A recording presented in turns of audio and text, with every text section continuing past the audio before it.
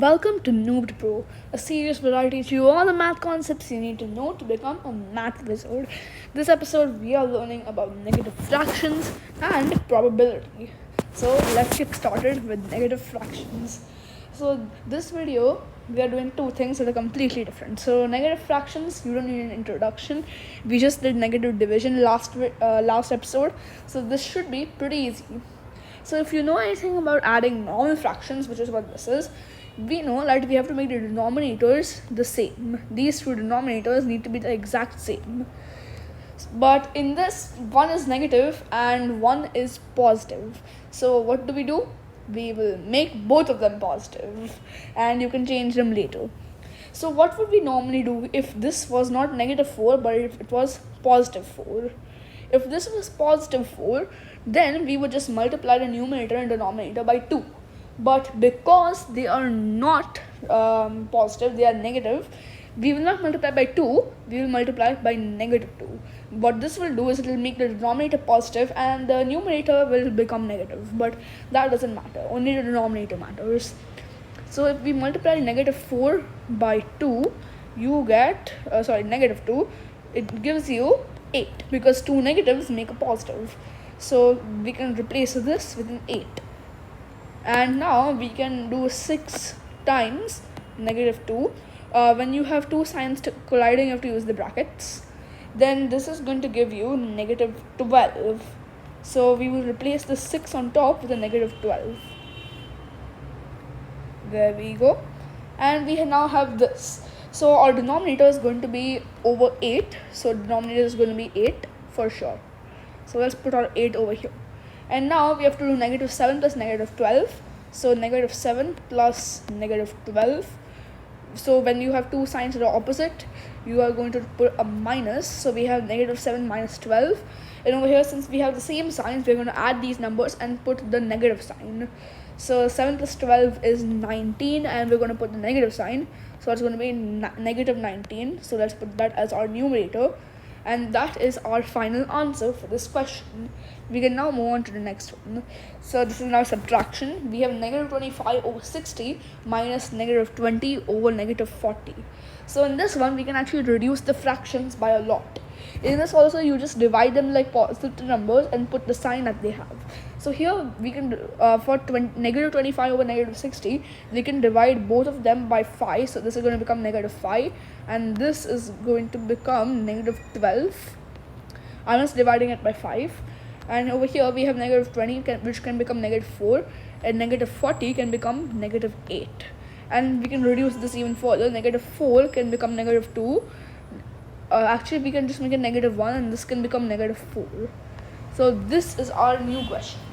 So we need to make the denominators the same. So over here we have negative 4, negative 12. So we will be multiplying by positive numbers because the signs are already correct. So if we had 4 and 12, we would multiply by 3. So that's what we're going to do. This negative 4 is going to become negative 12, obviously. And this is also going to be multiplied by 3. So it's going to become negative 3. So this is our brand new equation. Our denominator is going to be negative 12. So let's put that over here. And now we have negative 5 minus negative 3. Over here we have the same sign, so it's going to be a positive. We're going to add negative 5 plus 3. And since signs are different, we're going to be subtracting. And we're going to keep the sign for the greater number, which is 5. We don't look at the sign, we look at the greater number. So we have 5 minus 3, and it's going to have a negative sign. So 5 minus 3 is just 2. So we're going to have negative 2 as our answer. Negative 2. So we have negative 2 over negative 12. And we can just reduce this to negative 6 here. And over here we can make it negative 1. And this is going to be our answer. Just one note, if both are negative, you could also just remove the negative sign. That also works. So we can just remove these negative signs completely. This also is correct. You can just give the answer as 1 over 6 because that's the exact same thing. When you have a negative number over another negative number, the answer is going to be positive. So negative 1 over negative 6 or 1 over 6, both of them. So now we have a multiplication question. So for multiplication, this is very easy. You multiply numerator, you multiply denominator. So we have 9 times negative 3, and just something you can see over here the denominator is negative and over here the numerator is positive. So when opposites are negative and it's an even number, like you can see over here we have one negative and over here we have one negative, and they're opposite. One is numerator, one is denominator. We can actually just cancel these out and we are left with a positive one. 9 times 3 is going to be 27. Okay, and 4 times 4 is just going to be 16, so this is wrong. So you can reduce this to a mixed fraction, which is going to give you 1 and 11 over 16. You can just do this, that's also fine. And lastly, we're going to be doing a division one. I'm not sure if you can see this, but this is a division. We have negative 21 over 4 divided by 82 over negative 7. Again, we have two negatives, we can cancel those out. Actually, hold on. What you have to realize is this is still division. Let's just convert this into multiplication first. So what was it again? Let me see. It is 82 over negative 7. Let's convert this by doing negative 7 over 82. So now what you can do, we can multiply numerator, we can multiply denominator, same over here. So negative 21 times negative 7 and 21 times 7, we can just solve that. We know that 7 times we know that 21 is just 7 times 3. This is something called factoring, this method for solving multiplication.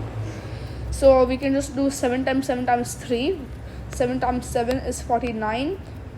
And 49 times 3, we can just do 50 times 3, which is 150, and subtract 3 from that to give us 147 as an answer. We can also just do it the normal way. 7 times 2 is 14 and 7 times 1 is 7. We can also just do it like that, and that's going to give us 147 as our numerator. So let's just write that up here. And now our denominator is going to be 4 times 82. 4 times 2 is just 8, and 4 times 8 is just 32. So we get 328 as our answer, and we are done with this question as well. Now let's move on to probability. So probability is the chance of something happening.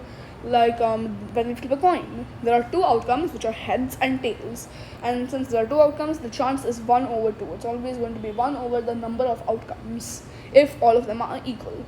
So there's no questions for this. I'm going to be just giving you examples and doing. So the number of outcomes that can happen, let's say we are rolling a dice. We have one die, so our possibilities are 1, 2, 3, 4, 5 and 6. So the chance of any of these numbers coming is 1 over 6. Now when we have multiple objects and we are seeing when like something happens in a row or two outcomes, let's say we have two dice. So we have 1, 2, 3, 4, 5 and 6 as the probabilities for our first die, and for the second one we have again 1, 2, 3, 4, 5 and 6. Now let's say for the first die we get 1. The second die could be 1, 2, 3, 4, 5, 6. If we have 2, it could be 2 and 1, 2 and 2, 2 and 3, 2 and 4, 2 and 5, 2 and 6. It could be 3, 1, 3, 2, 3, 3, 3, 4, 3, 5, 3, 6. There are a lot of possibilities. It's not 1 over 6 anymore. There are not 6 possibilities. So how many possibilities are there? So the way we do this is we see number of possibilities in the first one and the second one, and we just multiply those two together. So we have 1, 2, 3, 4, 5, 6 possibilities, 6, and here we have the same 6 possibilities, and you just multiply them. So 6 times 6 is 36. So total we have 36 possibilities. So let's say we are given some data, like there was one guy who rolled one die. Okay, we don't know how he rolled it, if he rolled it randomly or what, if he forced some side to come, but we know that the number 2 came 36 times out of 300. He didn't roll the die 300 times. 2 came 36 times, and 6 came 149 times. So the question is, what is the odd that 2 comes and what's the odd that 6 comes? So we have 300. The probability is equal to how many times it happened. So attempts A over how many times you did it. So I'm just going to change the attempts to, let's say, what could we write for 36? We could say how many times it happened. So possibility P over attempts. Let me change this to possibilities PO. Okay, so it's going to be the possibilities, which is 36. It happened 36 times, and you will put it over the attempts, 300 attempts. So how many possibilities are there? 36 possibilities. It happened 36 times. So the number of times it happened, we'll just put n instead. This is getting a little confusing because of these letters. So number of times it happened, it's equal to 36, and number of attempts, 300. So let's put 300. This is the probability, 36 over 300, that it's going to be a 2. So you can actually convert this into a percentage. What we can do, since it's 300, we can divide both sides by 3 to get 12 over 100, and that will give us a nice 12% for a 2. Now we can do 6. So it's 149 over 300. So probability is going to be number of how many times it happened, which is 149 over 300, and it's really close. So we're going to put the approximately equal to sign. It's really close to 50%. It's not going to be 50%. It's going to be very slightly less. It's going to be 49 point something, but it's going to be approximately 50%. But when it's going to be a decimal, just put the answer as a fraction. It's much better. Only do percentage if the question asks you to do so. And that's pretty much it for probability. So one more thing is there. One last. Let's say there's a 1 in 6 chance of something happening, and you need to figure out what about it happening again 3 times, 4 times, 5 times. Let's say we want to know, when you roll a dice, what are the odds that 4 comes 5 times in a row? 5 times. So what do? Remember how I told you how to find the number of possibilities? That's what we're doing here. So we have 6 here, and since we're rolling it 5 times, imagine 5 dice are there. So 6 times 6 times 6 times 6 times 6, which is just equal to 6 to the power of 5. You can just do that, and 6 to the power of 5, you can just solve that, and I'm not going to put that here, but you can just solve that, and that's going to be the answer. So if you have to repeat something, you will just put that to an exponent. So it's just this is the probability. Alright, you have to put this power to the whole thing, and that is how you figure out if it's being repeated, what the probability is. Now here's the test. So the first question is 1 over 2 times negative 4 over negative 7. The second question is negative 8 over negative 7 plus negative 9 over negative 49. These are fractions, by the way. I just can't put them in the fractional form over here. Now the third one, what is the chance of rolling the number 2 on a dice that has 6 sides 3 times in a row? And lastly, what are the odds of a coin landing heads 8 times in a row if it's a 50% chance, or 1 over 2 for both of the sides? Means heads and tails both, it's a 50% chance. So what are the odds of the coin landing heads 8 in a row? You know the drill. Put the answers in the comment section, and I'll give you the feedback. So now episode 23, which is actually the last episode where we are going to be doing something related to maths for this season. Now after we finish the next 2 episodes, 24 and 25, then the test is going to come out, and then we're going to have season 2. The theme of it will be revealed soon. So this is going to be the last episode 23, where we're actually going to be doing something related to maths. The rest is going to be like vocabulary and stuff. So episode 23, variables and constants. It comes out this Sunday, which is going to be the 19th of October 2025. Thanks for watching.